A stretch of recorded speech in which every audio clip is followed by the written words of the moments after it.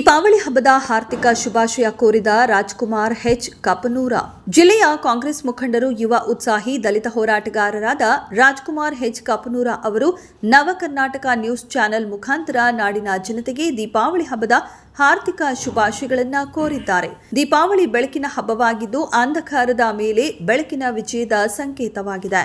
ಈ ಹಬ್ಬವು ಎಲ್ಲರ ಜೀವನದಲ್ಲೂ ಸಂತೋಷ, ಶಾಂತಿ ಮತ್ತು ಸಮೃದ್ಧಿಯನ್ನ ತರಲಿ ಎಂದು ಅವರು ಹಾರೈಸಿದರು.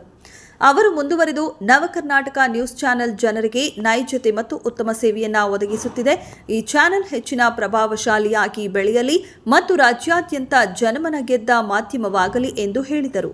ಕೊನೆಯಲ್ಲಿ ಅವರು, ನಾವು ನೀವೆಲ್ಲರೂ ಅಣ್ಣ ತಮ್ಮಂದಿರಂತೆ ಸೆಕ್ಯುಲರ್ ಜೀವನ ನಡೆಸೋಣ ಎನ್ನುತ್ತಾ ರಾಜ್ಯದ ಹಾಗೂ ನಾಡಿನ ಜನತೆ, ರೈತರು, ಕಾರ್ಮಿಕರು ಮತ್ತು ಯುವಕರಿಗೆ ದೀಪಾವಳಿ ಹಬ್ಬದ ಹಾರ್ದಿಕ ಶುಭಾಶಯಗಳನ್ನು ಕೋರಿದರು.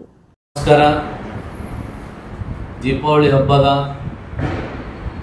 ಭಾರತ ದೇಶದ ಜನತೆಗೆ ಶುಭಾಶಯವನ್ನು ಕೋರುತ್ತಾ, ಈ ಭಾರತ ದೇಶದಲ್ಲಿ ದೀಪಾವಳಿ ಹಬ್ಬದಂದು ನಾನು ಒಂದು ಸಂದೇಶವನ್ನು ಕೊಡಲಿಕ್ಕೆ ಬಯಸ್ತೇನೆ. ಎಲ್ಲರೂ ನಾವು ಮಾನವರಾಗಿ ಬಾಳೋಣ ಅನ್ನೋಂಥ ಮಾತು ಕೂಡ ಇವತ್ತಿನ ದಿವಸ ನಾನು ದೀಪಾವಳಿ ಹಬ್ಬದಂದು ನಾನು ನವ ಕರ್ನಾಟಕದ ನ್ಯೂಸ್ ಚಾನಲ್ ತುರಲ್ಲೇ ನಾನು ಹೇಳೋಕ್ಕೆ ಬಯಸ್ತೀನಿ.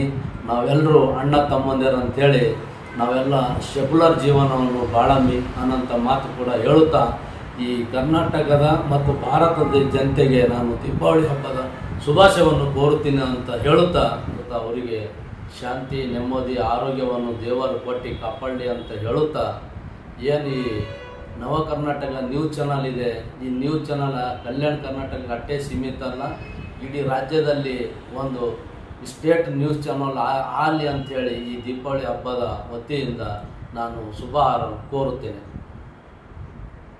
ರಾಜ್ಕುಮಾರ್ ಹೆಚ್ ಕಪನೂರ್, ನಾನು ಕಾಂಗ್ರೆಸ್ ಮುಖಂಡ ಅಂತ ಹೇಳ್ತೇನೆ, ಕಲಬುರಗಿ.